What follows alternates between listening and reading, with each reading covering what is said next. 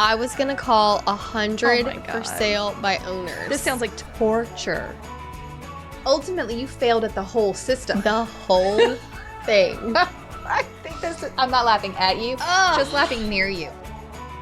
Because Connie always said, if you're not listing, you're losing. This is bananas. And I sold it. I did not see that coming. You're going to just trust Google to tell you how to get through the largest purchase of your life or the largest sale of your life? One day the rules are going to change and you're going to have to get buyers to pay you. Hi, y'all. Welcome to Hustle Humbly. It's Alyssa and Katie, and we are two top producing realtors in the Baton Rouge market. We work for two different companies where we should be competitors, but we have chosen community over competition. The goal of our podcast is to encourage you to find your own way in business. So stop comparing yourself and start embracing your strengths. Hi, Alyssa. Hey, Katie. We just tried that once and it didn't work. It's episode 154. Okay. Speaking to your value, working for sale by owners and beyond. Woohoo. I know you are 0% excited about this. It'll be fun. I am now reached like 100% excited. I know. You're so into I'm this like topic. really into this topic. I really am. I'm so happy for you. I hope that it does actually help the people, because here's the issue. This has been requested over and over again. So we can't just ignore it. I know. For sale by owners are a thing. We should be able to speak to our value. So we're going to do it. Okay. Do. Okay. I went by the house, and he has done so much so fast. Really? It's totally gutted. Okay. All the ceilings are taken out. Okay. So I don't know if you remember, we had to remove the ceilings because there was a lot of condensation, and we're replacing the ductwork. Right. It's cheaper if I just remove the ceilings. Yeah, they were happy and they about weren't that. in good shape anyway. Okay. The hallway ceilings were like tile. So Okay. it has no ceilings. I wish you could just leave. I love like a exposed. Oh, yeah. But you can't do that because all the No, your electrical and my ductwork. It's all there. All there. I was feeling sad about the kitchen situation. Because they just renovated it. They had just done the kitchen, and it's not what I would have done. Right. But we did decide to remove a section of cabinets to open up the wall a little bit more. Okay. And I'm he had that done, and I was like, Oh, wow, so much this looks better. so much better. Okay, great. So that is good. He also had the wall to the laundry room. Like, so there was no door. Right. Because we are connecting the storage room to the living room via a door. Right, okay. And that will be the laundry room because it was anyway. Yeah. So now there's a hole there. Oh. So it looks really like you can actually walk into the storage room from the living room. Okay, I like it. I like how it looks. Oh. So I feel so much better about everything. We also decided that the entire storage room is not going to be laundry. Are you going to put a wall in? We're going to because there's a door at the end of it that goes to the backyard. So we're going to, right after that door ends, put the wall so that you have some exterior storage. Yeah, you really need exterior storage. We do. And we're going to move the water heater. So it's in the laundry room now, but we're just going to move it Into over. the exterior. Okay. Because the AC guy also said, is the water heater staying in here? Because if you're making it living area, it has to be vented a certain way. You're like, get this thing out of here. Right. So it's easier to just move it to the exterior storage room. Wow, I feel like these problems are just solving themselves. They are, in fact. Wow. Do you feel like this one is going more smoothly than the last one or equivalently? It feels smooth. It feels very smooth. Okay, maybe it's because you're like getting like... I didn't know it was possible for me to be more hands off. You were like, I don't even know what's going on over there.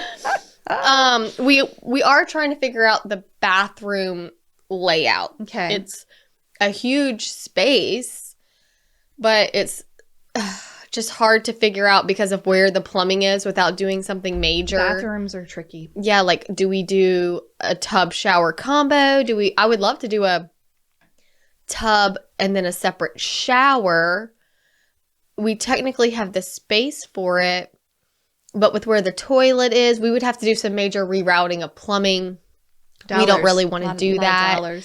So we're in the process of just trying to like figure out what the best thing to do would be. Okay. The end. Do. The flip report. Flip report. Okay, back to speaking to your value. I'm going to start by saying we had this request so many times, and we both were sort of ignoring it. Yeah, well, in all fairness, here's why I was. Okay, well, let's hear it. I've been in the business 11 years, okay? When I first started, if somebody told me to try something, You did. I did. I gave it my full effort. I'm still really impressed by this. So someone said, you want listings and you don't know anybody and no one trusts you? Try for sale by owners. You're like, okay. So I'm like, okay, I'll do that. So first I started kind of by myself and, I'm like amping myself up to make this call to this stranger, this cold call. Because you like made a deal with yourself that you had to reach out to 100. Do I remember that correctly? 100 for sale by owners. I was going to call 100 for sale by owners. This sounds like torture. It was. I am like sweating. I don't want to make this call. I'm trying to get listings. I have no business at this time. Overall, I think it was great practice. Did you get thick skin really fast? No. That's a lot of rejection. How many listed with you? None. None. I had a 0% success ratio. Did you even get an appointment? So maybe I should not do this. I think that's why you were like, it didn't work. I have been avoiding this episode is because I don't have a success story. I can't say, here's what worked for me. Yeah, right. All right. That's Nothing worked for me when I was just cold calling That's them. fair. That's fair. I think the funny thing to me is that probably in your 11 years since that experiment, horribly failed experiment for the record, you probably have turned many a person who thought they were going to for sale by owner and then were like, wow, you are such a great agent. I would like to list with you. I've had people who say, we're currently for sale by owner. It's not going anywhere. We're ready to hire our agent. You're our person. Would you like to know a stat I found while researching this episode? Yes. 25% of home sellers in the U.S. tried and failed at for sale by owner. Okay. That makes sense to me. 25% of listings thought they could do it themselves and inevitably hired an agent. So I can remember that. So whenever I was trying to make these calls, I had a few, you tweak each phone call. Right. And I thought I had gotten to where like, this is the best script and it never worked. It didn't work. Never worked. I wasted a lot of freaking time is what happened. But I learned a lot. I'm not going to discount that. No, that's good. I had some agents that were actually not in my office, but they were like telling me, what you have to do is you lie to them. And I refuse. And you tell them that you have a buyer. I hate Y'all, this tactic. never call a for sale by owner and tell them that you have a buyer. This is why the public doesn't trust realtors. Exactly. So annoying. And you're basically trying to trick them into letting you into their home by lying to them. It's awful. So then that felt just too sleazy. So icky. So I was doing research, like what else can I say to get in the door? Okay. Because if you just call and say, I'd like to list your house, they're like, no, thank you. No, I'm for sale by owner for a reason. You are calling someone that basically has a big sign that says, we do not want to list with an agent. We don't want to talk to you. We don't want to talk to you. So then my approach was, I work this area. I like to be familiar with the inventory. I like it. Would you mind if I set up an appointment to come see your house so that if I have a buyer that calls about it, I am knowledgeable, blah, blah, blah. They were fine with that. Okay. And guess who went on like several shows? I was basically just previewing and touring homes constantly. Oh, man. And they liked me, but they never listed with me. Right. Half the time that I was in the house, they were like, yeah, I mean, if it doesn't sell, we're going to list with Aunt Carol. You're like, but why? And I'm like, why am I here? Why am I here? I love this. I could be doing so much more. What am I doing? Why am I here? I'm trying to get business. I'm doing what they're telling me to do. So I feel like I learned a lot because I was practicing talking to people. I had an Excel spreadsheet. Oh, my word. And I was writing down the addresses because it got to where I was like, did I call this one? Right. I can't remember. Right. I was having to like look in my previous calls to see if I had called that number. Wow. Over how much of a time frame did you do these 100 calls? 2 months. Oh, my word. Mm-hmm. Okay, well, you you went full on. I did. And I feel like I was feeling very confident that I could do it. I didn't want to, and it felt not right, but I felt like I was good at talking to people. And if I could just get my foot in the door, it would work. It would work. It wasn't even the tiny micro rejections of each one. Ultimately, you failed at the whole system. The whole thing. I think I'm not laughing at you, just laughing near you. I can remember like day 17, okay, sitting down at my computer. Like, I look like I've been run over by a truck on the inside. I open my laptop and I pull up my Excel spreadsheet and I'm just like, I don't want to. Were you like, I'm not even degree. Close. What am I doing with my life? I have a master's degree. What am I doing with my life? I am here trying to do this, okay? Oh my goodness. Because Connie always said, if you're not listing, you're losing. And so you were like, I better get on this. Yeah, I had never really had a listing before, except like one on accident. I also love the boldness of you going after for sale by owners and you never had a listing before. Not a one. I didn't. No. Not even your mom. Nobody. Nope. Zero listing experience. And I got I connected with people. I formed relationships. Never got a deal from it. Okay. So I'm like, you know what? This is for the birds. Maybe it would help if I had a friend. Okay. Also, when I was doing my spreadsheet, I'm like, on number 17 or whatever. And I get to one and they're like, oh, it already sold. Okay. So I'm having this internal dialogue with. So I mark it red in my spreadsheet as like never call again, because I was also having to monitor like, did I get an appointment? Did they tell me to call back? Like sometimes people would just feel bad for me and string me along and say, check back in 2 weeks. And I'm like, mother, I got to now call you in 2 weeks. How am I going to remember? That's why I had the spreadsheet. So I'm making all these notes and keeping track. So then I get to the first one that had already sold, but was still on the website. So I'm like, does this count for the 100? Oh my word. Can it please count towards the 100? And so I decided ultimately, yes, it counts because I made the call. So you called them? Yeah. Well, I called them and that's how I found out it sold. Oh, I see. So I was trying to figure out, did it count? Yeah, it counts. Yeah, it counts. I made the call. So I just marked that one as red and knew not to call anymore. And moved on with your life? Moved on. I made notes as I was talking to them. If they didn't answer, I had to call back. Like, y'all, it was a whole thing. I am so sorry that you did that. Okay, so then I'm like, I'm beat down. I bet. I have a long way to go. So I'm like, I'm going to phone a friend. Okay. I'm not doing this by myself. But you got to 100 and you were still like committed to doing it? Yeah. Oh my God. No. You I was at like 45. Oh, I'm sorry. And I'm like, I'm not even halfway there. You were just trying to decide. How am I going to do this? Oh, God. Okay, so what happened with the friend? So I call a friend. I'm like, she was new. I said, here's what I'm trying to do. It's awful. I feel like it would be better if I had some camaraderie. So she's like, let's do it. So she shows up at my house with a bottle of wine. Oh my. So we're not like going to get drunk or anything, but we're having a glass of wine just to take the edge off. I go, then she goes. I go, then she goes.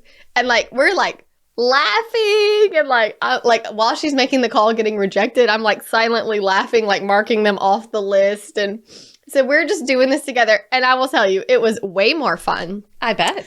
I felt like I was better. Okay. Like I was not as rigid. I was like, sure, absolutely, blah, blah, blah. Like I was just myself. And the results were? Nothing. Right. Nothing. We tried aggressive approaches. We tried all these scripts that we found online. Oh my word. We did all the things. Okay. I get to 100 and I'm like, well, that was awful. And I have nothing to show for it except I am really good at talking on the phone. I can get my foot in the door. That probably is a good skill that you acquired. You know what it was really good for? For when I actually had a buyer. Yeah. Y'all, this is so crazy. Like 3 weeks after I had finished and committed to never doing that again.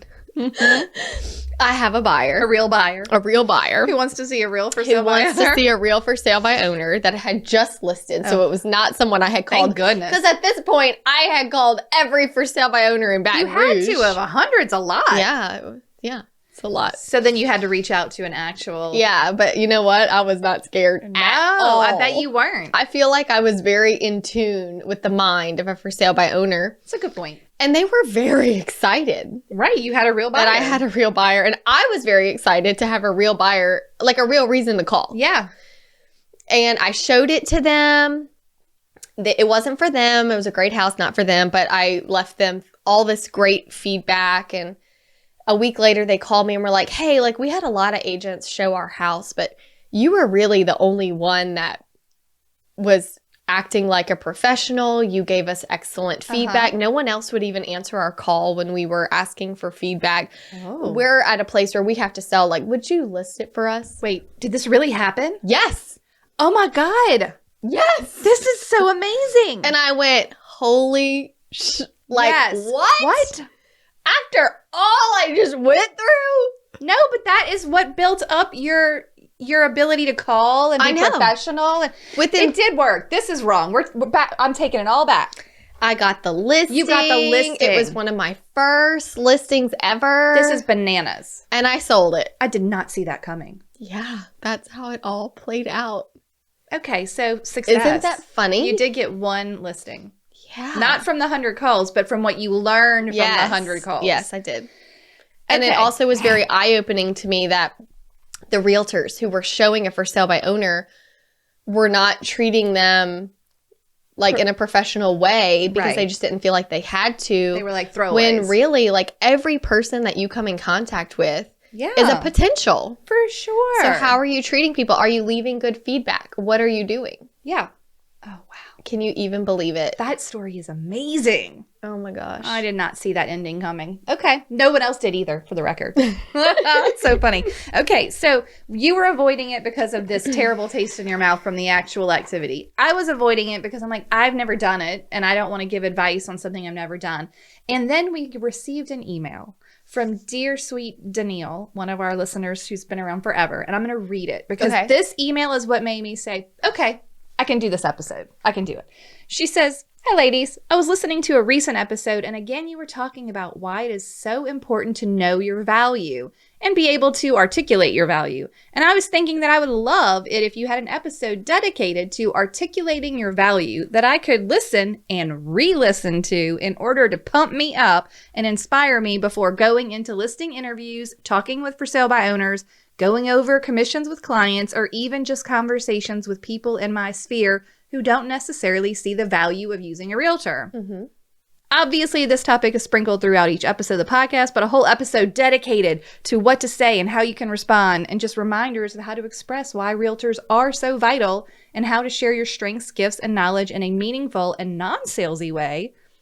She said, so important. okay, so I was like, okay, thank you, Danielle. She Yes. finally said something that I felt like I could bring to our audience and actually be helpful with. Well, the biggest thing, if you are trying to work with a for sale by owner or convince someone not to do for sale by owner, is being able to say why Right. you are valuable as a realtor. Or even defend your commission. Like you go to the listing appointment, they're not even trying to be for sale by owner, but they want to talk about your commission. You have to be able to talk about your value. And ultimately, when I was thinking about it, there is this voice in the back of your head that says, because here comes the seller, maybe it's a for sale by owner, maybe it's not, and they say, you know, anyone can do this. I can do this myself, right? And the voice in the back of your head says, you're right, anyone can do this. Maybe you can. Maybe you can. And I think when you're new, especially, you realize how little it took for you to get your license and how little you know. And you're like, you're right. I'm no good. What makes me different than you, Mr. Seller, who it's not, people will always say things like, you know, you would never do your own heart surgery. You're like, you know, be your own doctor, be your own dentist. I'm like, y'all, but it's not the same. It's not. If you're a brand new realtor with very little actual experience and someone says to you, I can do this, you probably are thinking, well, you're no different than me. Sure. But that's when we have to have the things we need to say, I think, to actually, the longer you're in the business, the more that feeling will go away. Because you're going to experience, what did you do during the transaction? Like, what were the actual steps you were doing? So here are the things we need to talk about when speaking to your value. What if they're considering being a for sale by owner? Do you have any things you say to them, Alyssa? If they're like, well, I don't know, we might list it, we might for sale by owner. I don't have that often because I feel like if they've actually called me, they're pretty much committed to working with a realtor. Because like, why would they open that door? And now how are they going to get rid of me? Because they're on my radar of a potential listing. But just recently, I had a couple that was like, we have always sold our own property. So they have FSBO'd many times, but we just, due to life circumstances, we're so busy, would like to hire a real estate professional. Right. And I said, I think that's a very wise decision. You know, I will take the burden of screening everybody that comes through your home off of you. I will handle the marketing. I will handle the transaction from beginning to end. Like, I will communicate with you as much or as little as you want me to, and just keep you updated throughout the process. And they were like, great, perfect. That's exactly what we're looking for. Yeah. We just don't have the time to be filtering these phone calls, showing the property, and doing all of that. Oh, yeah. I had that in my notes. So, like, when you're talking about what is your value, actually saying, this is my full-time job. Mm-hmm. Do you have a full-time job, Mr. Seller? Yes. Yes. Well, then how are you going to orchestrate showings? What are your safety procedures since strangers will be entering your home? I mean, I think it's okay to like bring these things to light for them. Do you know what items to remove from your home for showings for safety reasons? Like, do they know that they need to remove their prescription medication? Like, point out to them that there are things you need to like. What are you going to do? You have a job. This is mine. How will they sort through multiple offers and make sure they're responding to them in a legally required way? Mm-hmm. Like, what's your plan? If you have a full-time job and this is my full-time job, I'm going to do all this stuff for you. Right. While you're at work. I like that. I like how you said, you have a job. This is mine. Hello. That's it. Do you have a job? If you already have a job, then you don't need to be doing that. I've also put in here, so if they're considering for sale by owner, or if they're just trying to challenge your commission or trying to figure out what you do as a listing agent, I think it's also really important to talk about things in a legal way. Like, this is not just a form. It's not, sometimes for sale by owners will say, can you give me that form? Mm-hmm. I'm like, okay, it's not just a form. Right. It's a contract. It is a legally binding document that you have to fill out correctly, or you could end up homeless, or like, you could lose money. You could end up in a breach of contract situation. You could be sued. Like, do sellers even know that there's no out for a seller once you sign? I don't think so. They are clue. If you simply said, hey, were you aware that once you sign a offer or contract on your home, there's no out for a seller? They might be like, what do you mean? Mm-hmm. Like, there's never going to be a time when it's like, I don't want to do that. I'm not going to sell my house. It's always in the buyer's control. Yeah. So I think talking about that it's not a form, it's a contract, and being able to interpret it and properly complete it is huge. Like, what are the red flags in an offer? I would say that to a seller. Well, I'm here to help you know what the red flags are in an offer. How do I know if a pre-approval letter is good? Mm-hmm. How do I know if a lender is, reputable? All of these things that you're doing, you have to be able to, like, exactly that, articulate them. So we're not just talking about a form. This is a contract. How can we judge a pre-approval? How do we know if the lender is reputable? How do you know you even have the right, air quotes, forms? Mm-hmm. What about a property disclosure? Right. Have you ever been to a for sale by owner? No. Where they had that ready to go? No. No, I haven't. Did you know that you legally have to fill out a property disclosure to sell your home? They're like, what do you mean? I'm like, I'll get you the form. It is required in the state of Louisiana that you fill this out. Now, I don't know how it is in other markets, but we do have a few title companies locally that are not making this easier for any of us. I discovered that when I was doing my 100, okay? Okay. I was on the for sale by owner website, and there's all these ads. You can buy ads to be on the website, and it's a title company that's like, why use a realtor? Yeah. Call us and we will walk you through the contract. And I thought, guess who I am never closing with I ever hope they get again. a lot of for sale by owner deals. Right. But and that they have to work everything. And they have to work twice as hard, because guess what? Those for title companies end up having to give advice. Honestly, I feel like they probably legally cross some boundaries a lot, like fiduciary stuff. Like they have to give advice to the seller. They have to tell them what to do. God forbid there isn't a buyer's agent involved either. Now the title company is basically trying to make sure both parties are doing what they're supposed to be doing. I have a lender that represents a pretty big builder in our market. Mm-hmm. So a lot of them don't have a buyer's agent. They just went to the model home and signed a contract. And she said, Alyssa, the questions that I get and the concerns and the things that happen, they're coming to me, the lender, to ask me for advice. And I'm like, listen, I'm not a realtor. I don't know how to help you in this situation, or like, this isn't something I can do. But they don't realize it until they're too far in and things are going wrong, that they don't have any representation. Right. They don't even have anyone to answer questions. No. That's my thing. Who are you going to go to get your questions answered if you don't have an agent representing you? Mm-hmm. You're going to go to your friend who's an agent and try and get them to give you free advice? Or are you just going to, Google it? Mm-hmm. You're going to just trust Google to tell you how to get through the largest purchase of your life or the largest sale of your life? It blows my mind. Okay. Hey, Alyssa. Hey, Katie. What do we mention almost every episode? Email templates. You're right. We sure do. And after every time we mention an email template, do you know what we get? Emails asking if they can have copies of the email template. Can you send me a copy of that template? I have never had one like that. That sounds great. And you know what the good news is? What? You can get all of our email templates from our course, Email Templates 101. Tell the people about it. Our course has all of the email templates you would need to send to your buyers and your sellers and your clients that are buying and selling at the same time. Exactly. To get through every step of the transaction and giving them information that they need for where they are in the transaction. It's great because you never forget to tell them something. Yes, and we've already done all the work for you. Yeah. We wrote them and you can personalize them. Yes. And just feel organized knowing that you have all the information where it needs to be. And if you purchase Email Templates 101, you do get lifetime access. So occasionally we like to go in and make updates based on the market, or if we find a new best practice, and we put that right into the template and you get that updated straight away. It just goes straight to your course. Yep. Right. It's just there. It's just already in there. It's just already there. in there. You don't even have to worry about it. We'll That's send wonderful. you an email and we'll say updated. That's great. Where can they find these email templates? You can find the email templates at emailtemplates101.com. Emailtemplates101.com. Yes, head over for reviews and all of the specifics. Wonderful. Okay, enjoy. Also, if they're considering being a for sale by owner, I think it's about the questions that you need to be able to answer as an agent. How do you handle occupancy? What about the inspection? What if there are multiple offers? What about pre-approvals? How about fair housing? Do they even know they can violate fair housing law?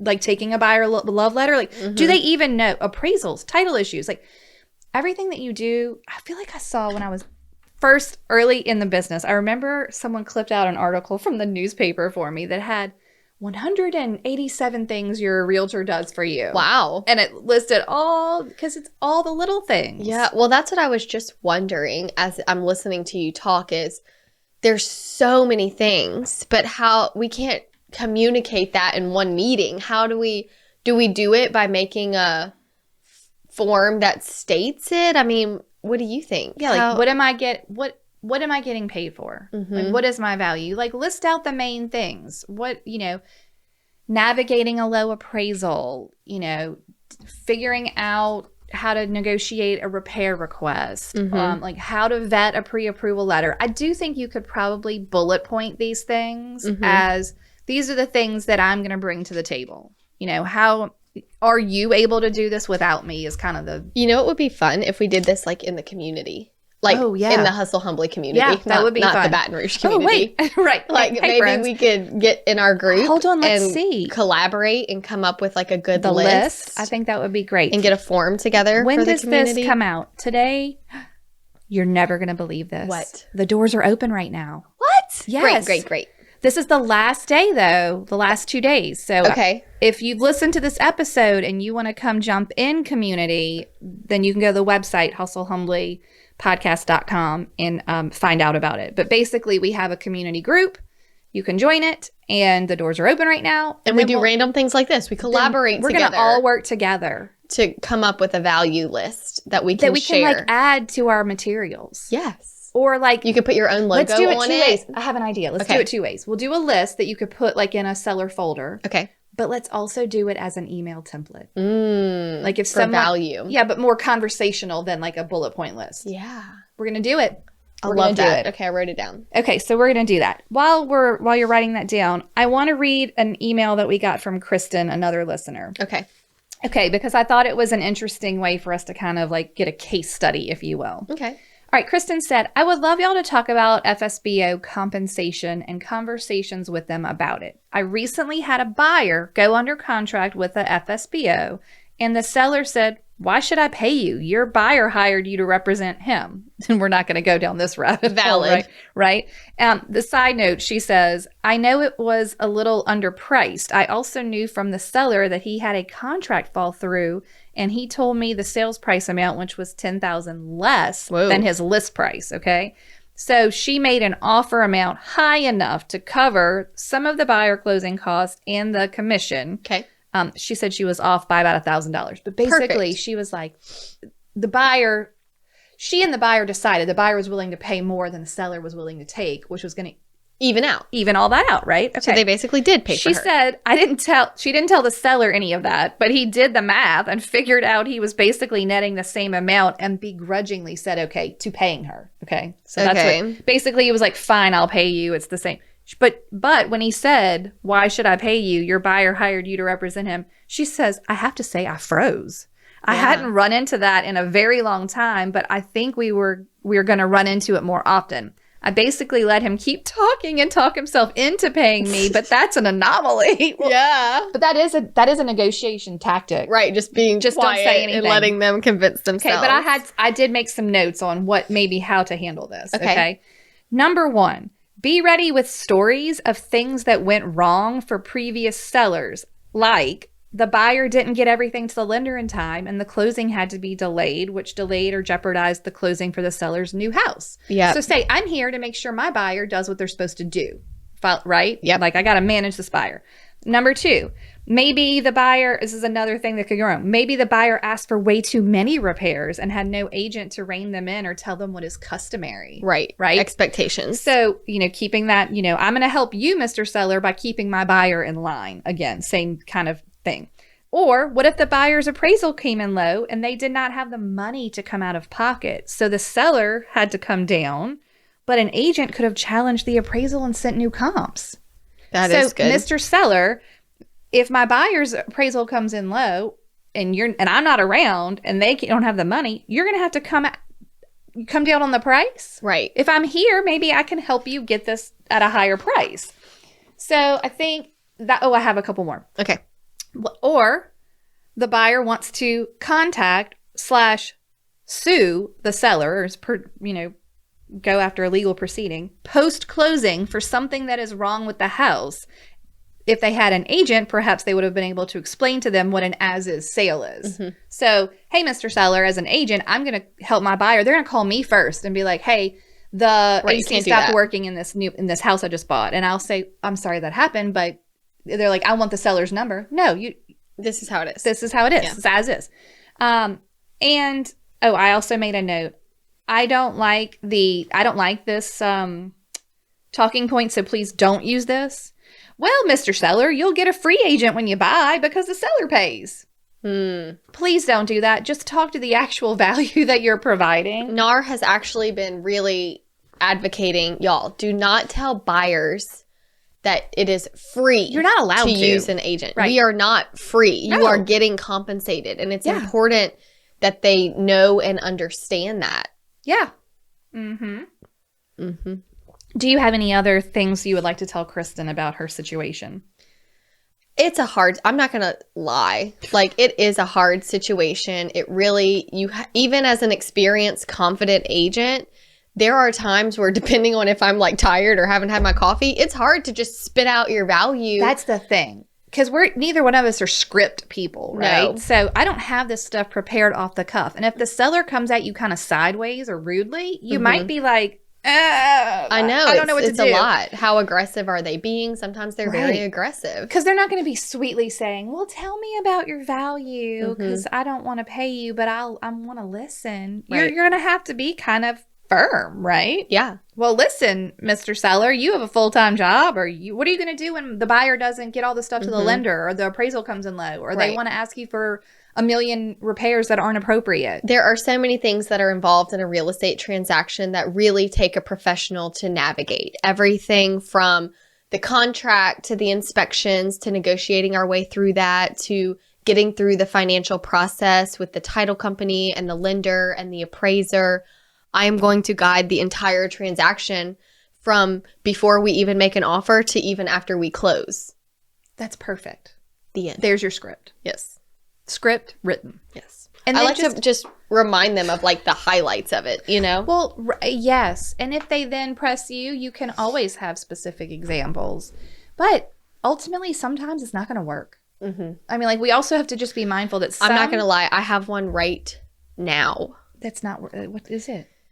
It's like a decent sized sale. Okay. And the seller is for sale by owner. Okay. And my buyer went and saw it. It was someone she knew. Okay. So they were like, well, we're not paying an agent, like at all. And so that rubbed her the wrong way. And there were just some other things, you know. So she's like, well, and then they were like, well, we want to come back with our agent and see it and bring some family. And the seller's like, okay, you can do that. But like, we're not paying. We're not paying. Not even. We're not paying. Like zero. Like nothing. Okay. So she's feeling she's a great client and she's just like, but it's also a lot to think about financially. Yeah. And I told her, like, I would never want to stand in the way of you and your forever home. Right. So there are times where it's not perfect. There are times where no script will get you paid. No, like it just is what it is sometimes. I guarantee you that this particular client would, if I'm in the process of it now, so I don't know how it's all going to play out.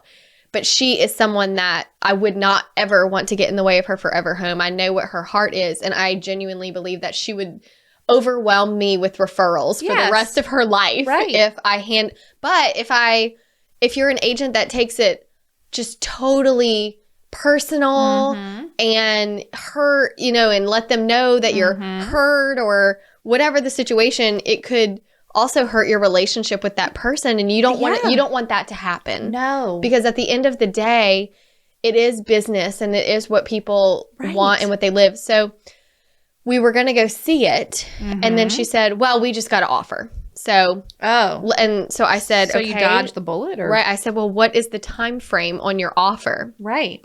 Well, we're writing the contract tomorrow. We're not sure. They don't even have an offer. I said, oh, you're right.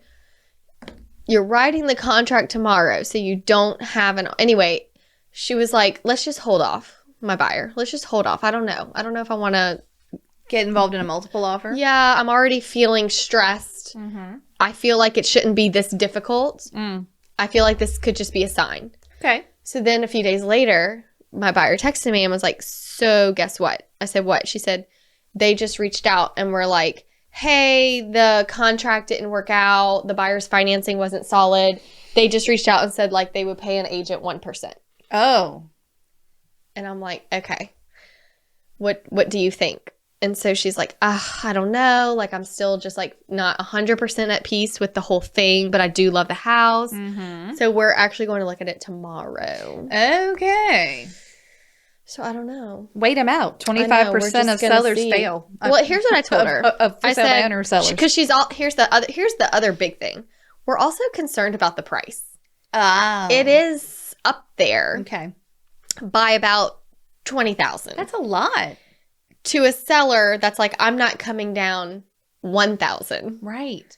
So how are you going to make a smart investment decision?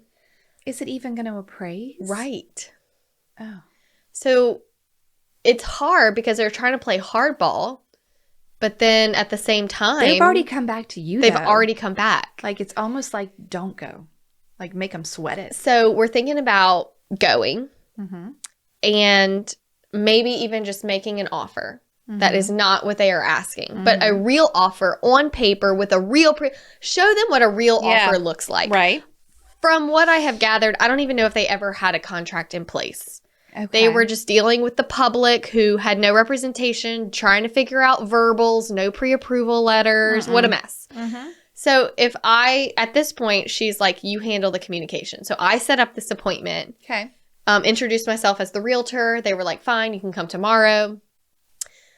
But just saying, like, this is what I have advised her. If you love it, hi, Mr. Seller. I have attached an offer with a pre-approval letter for a ready and qualified buyer that will 100% get to the closing table. Yeah. Based on the comps. Right. This is what we feel the home is worth and what it would appraise for. Right. We can close at your convenience. Yeah. If this works for you, great. If not, we understand and we wish you the best of luck. Perfect. And then at that point, we detach. And if it is meant to be, it will be. And if it is not meant to be, we will find something. Okay. I like it. We have time. We're not in a hurry. Right. And then, they already were super absolutely not to, oh, hey. 1%. 1%. Well, that's what I'm saying. Right. We've already opened the door now. Right. So we'll see. We'll see how it plays out. But again, it all goes back to just there are situations where this will happen. You will 100% at some point in your career face a for sale by owner that does not see your value. Yeah. And there are times where you may lose a transaction. And you have to handle that well. You have to be prepared to handle that as a professional, as not to burn bridges, not to burn relationships. Right. Good point. Is what it is. It is what it is. All right. I have another comment from Leanne. Are you ready? Something I would love if you reviewed is representing a buyer and looking at a for sale by owner, which you kind of just walked us through. The whole process of the first showing to writing an offer and how the commission works at closing. I'm a brand new agent with zero experience, and this situation is something I'm nervous about getting into. This is where the buyer rules are so important. Hugely important. If you don't have the template with the buyer rules, you have got to make one for yourself. But ours covers no matter what house it is, if it's listed with another agent, if it's listed with a builder model home, if it's a for sale by owner, I am the first point of contact. I will schedule all appointments for us. I will say, if they contact the for sale by owner first or see it first, your chances of being involved in that transaction are very low. Agree. Very low. And so that's a big thing. It's hard to overcome that. Yeah. And step in because they've already spoken. They already have each other's phone numbers. They could be messaging on the side. Hey, if you cut out your agent, I'll give you the house for this price. Look, y'all, I guarantee you the seller has said that. I've been in that situation. Many times. They've said it while I was there. In front of me. Yes. Agree. I mean, it's just, this is our price, but if you want your agent involved, then this is our price. While I'm standing right there. Okay, you're going to laugh about the note I made on this. Okay. Because we were talking about it off recording. Okay, so this is where I think a buyer agency agreement in the beginning would be great. So if you get in the habit as a new, and look, neither one of us use one, so I'm just giving you my thoughts on a buyer agency agreement. I wish they were common in our marketplace. I do too. But why can't we make them? You might as well start. So if you get in the habit of doing that early in your career or whenever, and I literally wrote this, Alyssa, because one day the rules are going to change. They are going to change. One day the rules are going to change and you're going to have to get buyers to pay you. So basically you need to explain to the buyer all the ways that you're going to keep the transaction going and what can go wrong without representation. So that if you've already gotten your buyer to agree to letting you represent them and pay you in the event you find a for sale by owner, you're covered. Like you don't have to worry about the seller paying you because at least the buyer committed to you and said, I want to work with you. I see your value. I would be willing to pay for that. Going into it, at least the way we're doing it now with buyer rules is like, well, look, don't call the for sale by owner first. Call me and I'll take care of it. Maybe you have a shot at getting the seller to pay that, but you would have been 100% relaxed and fine if in the beginning you got the buyer to say, I'm going to pay you. Right. No matter what happens, I'm going to pay you. Yes. Because I need you there with me.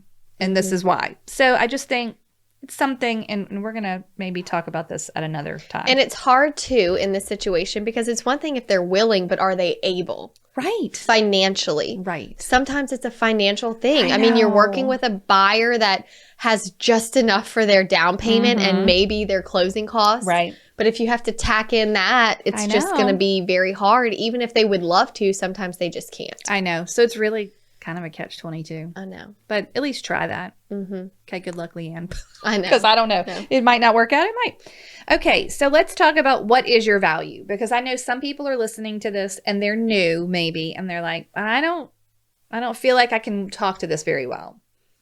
Okay, so even if you're brand new, you can say things like, you're educated on real estate law and the sales process.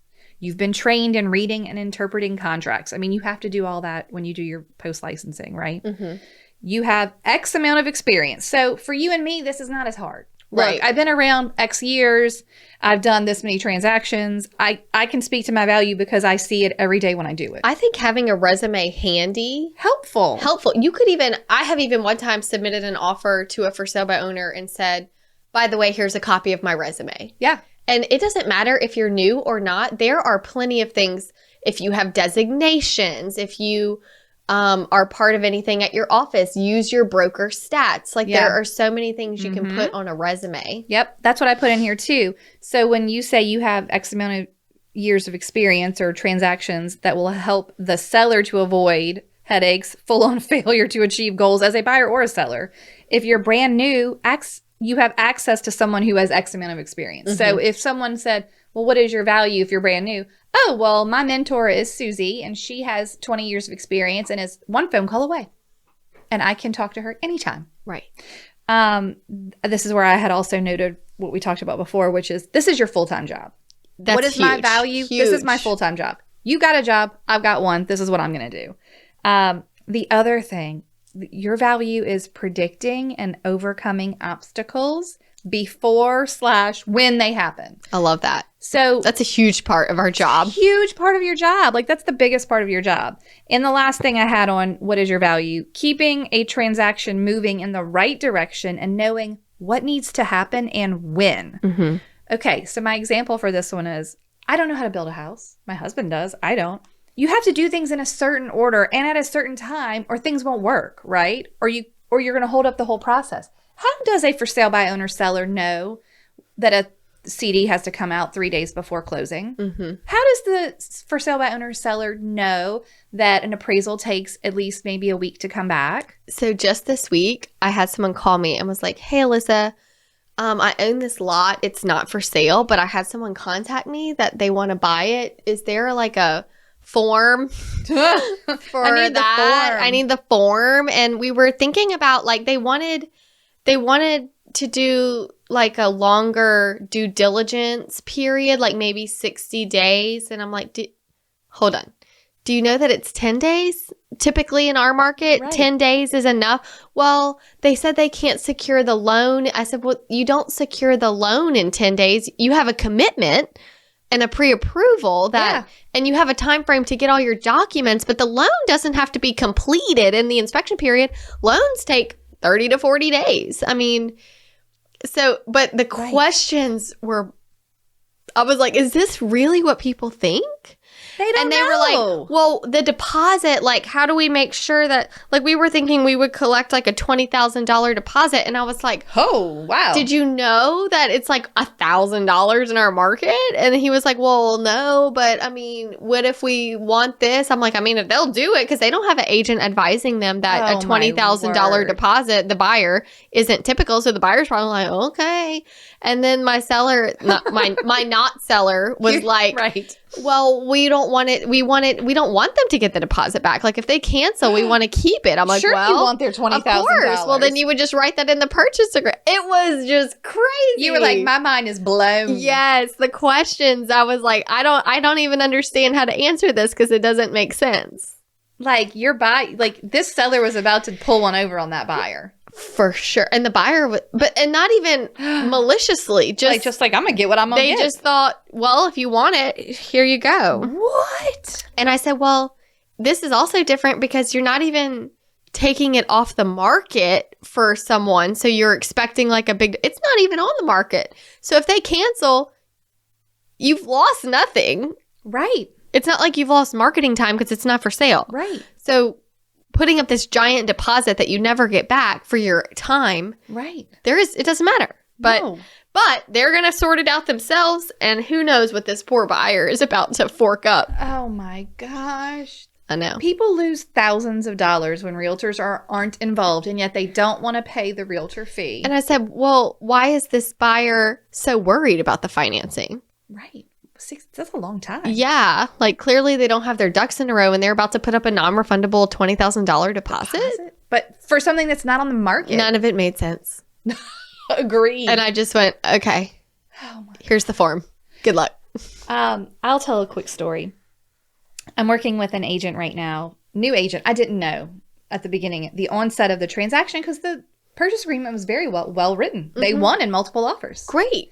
There were a couple of things now looking back that I'm like, oh, I see. Because I was like, okay, I feel like maybe they paid just a little more than they needed to, but okay, whatever. But it's my listing, and all of a sudden I'm getting these messages from the buyer's agent, who's very new, who's saying, oh, there's a couple of hiccups with the loan. And I'm like, it's an out-of-state credit union. So, I always worry when it's a bank, especially out of state. And one of them was... usually credit unions are better, but... so that's why I wasn't really worried in the beginning. Yeah. But I'm like, okay, I better jump in here. Okay. So the buyer is going to need to get a survey to close. This house is a house that has been on this property for 80 years. And we do not require surveys in Louisiana. So ever. Very rarely do we have surveys unless it's like a complicated It's a conventional land. Loan. So I'm like, I said, no, I don't know. And he's like, so I'm having to find a surveyor for my buyer and get it done. And we're only a couple of weeks out of closing. And the appraisal's already happened. And it already was the appraiser went out 2 weeks prior. And so I kept asking, appraisal back? Appraisal? No, they haven't ordered it yet. And I'm like, false. They have ordered it and it is done. Yeah, somewhere. So then I had to jump in there and call the appraiser and be like, hey, did you happen to turn that in already? And he's like, yeah, I turned it in last Monday. I'm like, that's what I thought. But the lender, see now, third hand, because I'm talking to the buyer's agent, who's talking to the buyer who had never actually talked on the phone to the lender. Oh, no. So I'm like, we're going to cut all of this out. I'm like, I called the lender and I'm like, hey, do you have the did you get the appraisal? And they're like, oh, well, the buyer I'm like, no, you have it. Appraiser says so. So look in your back room and figure out what's going on. But the survey issue, I had to call the lender and be like, hey, can you explain to me what type of loan this is and why the buyer needs a survey? And the lender said, well, the buyer doesn't have to have a survey, but I need the title company to tell me, because I said this isn't required in Louisiana. This is not something we normally do. So tell me what's going on, because they're in California, I think, or Oregon. I don't remember. And then she said, well, it's not required to have a survey, but I just need the title company to tell me that they'll bind the title insurance without a survey. I'm like, no problem. She said, but I'm having the title company hasn't responded to me about it. So I told the buyer to get the survey. I'm like, oh my gosh. My point to this story is if I didn't know what was customary, I would just be taking it at face value that this is what this lender is requiring. Oh, I guess we need a survey. No, you know what we needed? A quick phone call to the title company that said, hey, lender needs you to tell them you title don't need insurance. Right, you don't need a survey for the... And you know what the title company said? Well, I've already sent that once. I'm like, well, listen, this lender is not getting communication. So can you do me a favor, send it again, and then call them if they don't say confirmed receipt. Done. But when I called to explain all of this to the buyer's agent is when it finally came out, not that he was trying to hide it, that he was brand new. He was like, well, he was like, I didn't know that. I'm brand new. I didn't know. I feel like I'm not, I'm not getting a lot of training. It was very sweet. Then we had a very sweet conversation, and guess where he is now? Listening to the podcast. Oh, good. Great. But, welcome to Hustle Humbly. Right. I was like, it's not your fault. Yeah. I only know this all the time. because I've done it enough to know that's a red flag, right? Yes. No, you don't need a survey. No. But how would the seller of a for sale by owner seller know that? He'd be like, well, I guess we got to get a survey. We're gonna do a survey. Oh my gosh. Yeah. So I think the point is you can tell those types of stories whether they happen to you or not. Also, here are all the things that can go wrong or that I need to know or that your agent is going to know that you have no clue about. And I couldn't possibly tell a for sale by owner or a seller every single possible thing that would go wrong. No, you cannot just Google and be like, I know the answer to all the real estate questions. It's not it's not, because it's also market specific. I only knew that because it's not necessary in Louisiana. Yeah, when I bought my cabin in Tennessee, it was like 100% you get a survey. Okay, there you go. Great. I did. So if you Google it, it's probably like, sometimes you need it, sometimes you don't. Yeah. I'm like, well, That's not helpful. That's not helpful at all. Okay, do you want some quick stats on for sale by owner? So you could also share these when, it comes up. Like, well, we're thinking about for sale by owner. Well, for sale by owners sell for 26% less than listed properties. Wow. Okay, now that's the NAR statistic. It's pretty current. I did also find another study in 2016 that removed some of the variables, because sometimes, for sale by owners are family deals. Okay. Or, right. They sold it to someone they know. Right. So this one kind of leveled out some of the other factors, and it ended up being that homes, for sale by owner homes sold for, you're going to die when I tell you, 5.5% less. Oh, interesting. So basically, why wouldn't you just get an agent? Right. Paid for itself right there. Right. Okay. So you can use it either way. Now, the share of for sale by owners in the market is actually declining. So yes, it is going to sting when you come across one. And maybe you get paid, maybe you don't. But the truth of the matter is, in 1981, 15% of homes sold for sale by owner. Wow. And in 2020, it was 8%. Okay. So I feel like we're doing a good job. It's not right. People are more likely to want to use an agent. Just think about all the things in life that you prefer the convenience of. Like, you don't want to figure it out. I don't want to have to Google all this. Like, I don't want to do my own taxes. I don't want to right. Let me just pay someone to do this. Okay. 61% of for sale by owners are trying to save money. Sure. I actually thought that number was kind of low. Yeah, like why else? Right. Well, 37% are trying to save time. Oh, well, that's not going to save time. Not correct. And then you just have like the control freaks that just 36% are confident they can sell it without an agent. Okay. It's like, I can do this. Yeah, I got this. I can do this. And then I've already told you this, 25% of home sellers in the U.S. tried and failed at for sale by owner. That's a big stat. It's a lot of people. But the point is, maybe they're trying to figure out, we've said this in other episodes, figure out the motivation. Why do you want a for sale by owner? Is it to save time? Is it to save money? Is it, what is the reason? Well, then you can have your talking point against whatever that is. Okay. Anything else about for sale by owners? No, I have some closing remarks if we're ready. I'm ready for them. If you love to cold call and you want to call for sale by owners to try to get listings, you do you. Embrace your own strengths. Right. And focus on you, and you go get them. You do you. There is better business out there for the rest of us. Okay, God. If you don't like to cold call, you don't have to do that at all. Ever. I'm a big advocate of not doing it because of my story. Oh my God. If I would have taken the time that it took me to do that and did something else, like was more involved in the groups I was in at that time, or was more intentional in my church groups, or was writing letters, like there are people in this world that know, like, and trust you, that if you were loving your people more, there are just better, easier, happier ways to get business than calling someone that has a sign in their yard that says, if you're an agent, don't call me. Right. That's what the sign says. Basically. Yeah.